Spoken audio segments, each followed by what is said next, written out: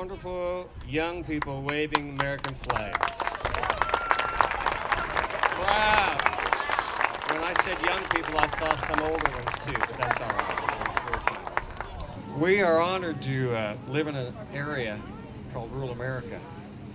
We're honored to live in a place where people have value systems based on hard work, moral ethics, and like Pastor said, a spiritual connection that a lot of the people that we know in the larger metropolitan areas seem to forget. We're also blessed to have people in leadership in our communities that have great hearts and a vision to see people go forward in their small towns. And Plainville is no different. I'd like to introduce to you the mayor of Plainville, Kelly Hansen, as she shares a few thoughts today. Thank you all for gathering with us today to celebrate, honor, and remember our veterans. Today is a special day set aside for them, but it is important to recognize and honor these men and women every day for their sacrifices and dedication to our great nation. On behalf of the City of Plainville, we wish to honor our veterans year-round with this monument, which stands tall in our community and serves as a symbol of our freedom, liberty, and human rights. And we have these brave men and women to thank for that. I'm honored today to introduce not only a Vietnam veteran that served his country, but also a dear friend who has been a close brother. I'd like to introduce Mr. John Pyle from Hayes as he shares a moment. You know, thank you all for having me come over here and be a part of this dedication. A lot of you know that I am from Plainville. I grew up here. And a lot of what is in me today is because of the men that I had lead me as a young man here. As I walked around the luminaries and saw all the names, I saw names of the many, many World War II veterans that had an impact on my life. And my dad was a World War II veteran, a Navy veteran. My mom was a Rosie the Riveter type of lady during World War II. My mom's younger brother, my Uncle Bob, was shot down over Germany during World War II and served a year and a half as a POW. He returned in 1946 to their home in Oklahoma. To all of us cousins, he was a real hero. Never spoke about what he endured or his time in the war, and that's common for veterans. But we all looked up to him, and it was knowing Uncle Bob and knowing what he went through and associating with all the various World War II men in Plainville, especially Joe Fournier, who was my scoutmaster. He taught me about patriotism, love of country, saluting the flag, and honoring veterans. To those men, I am eternally grateful. They instilled in me values that I hold dear today.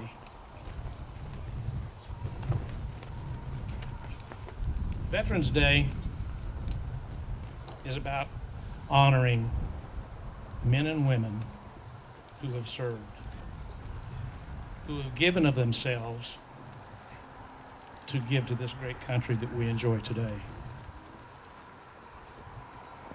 Some volunteered, some were drafted. All of them gave something, and some of them gave their all. Today there are 218,000 veterans living in Kansas. 18,000 of those are women.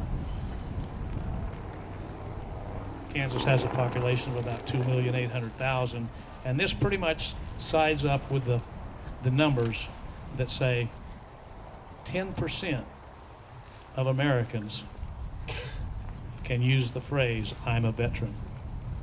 From Bunker Hill in 1776 of the Revolutionary War, where our country fought for independence, and to the trenches and the trench warfare in World War I. Men went forth to fight and die for a cause greater than themselves. From the beaches of Normandy to to the Chosin Reservoir, from the battle at Khe Sanh in Vietnam to Desert Storm. And today we have troops in Iraq and Afghanistan.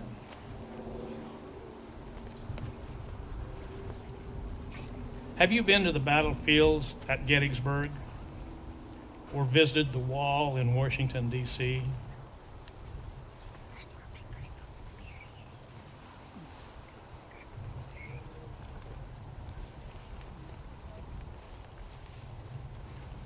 Have you listened to taps at a veteran's funeral?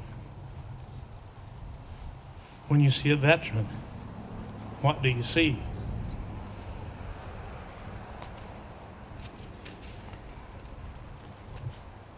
I think maybe most of America is too comfortable today. Life is good. They have their toys. They've not had to endure real hardships, not like the men and women in our armed forces. The young people today in Berkeley, California, and New York that are rioting and burning cop cars and breaking windows because of the election we had Tuesday. You know, I would think that probably less than half of them voted, if that many. The kids that walked out of high school at Berkeley have no idea what they're doing. It's just a lark. It's something fun to do. They don't know and they don't realize what veterans have had to do to ensure that they have the freedom and the liberty to protest, to do the things they do.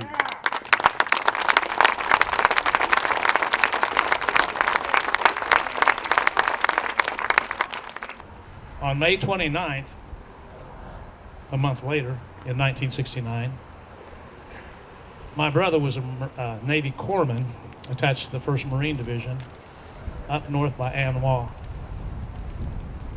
I talked to the guy that was next to him when the incident happened. Several years ago, I talked to him on the phone. He lives up in Chicago. Said they were on patrol in an Operation Pipestone Canyon, and the call went out, corpsman up.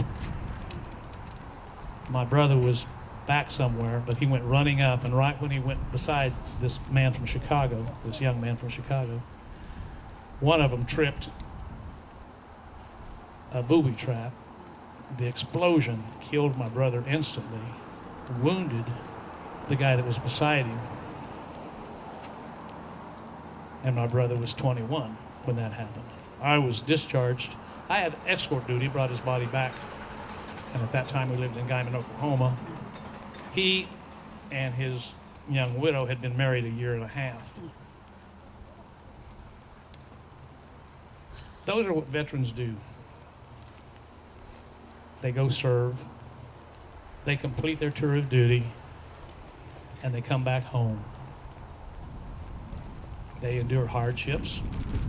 Some of them don't see their children being born. You know, they may come back after a child's born. They may not be able to attend a funeral or a wedding, but they're out there doing what they are doing for you and I. So on this day, this Veterans Day, if you see a veteran out there, grasp his hand, shake it, and say, thank you for your service. God bless each and every one of you.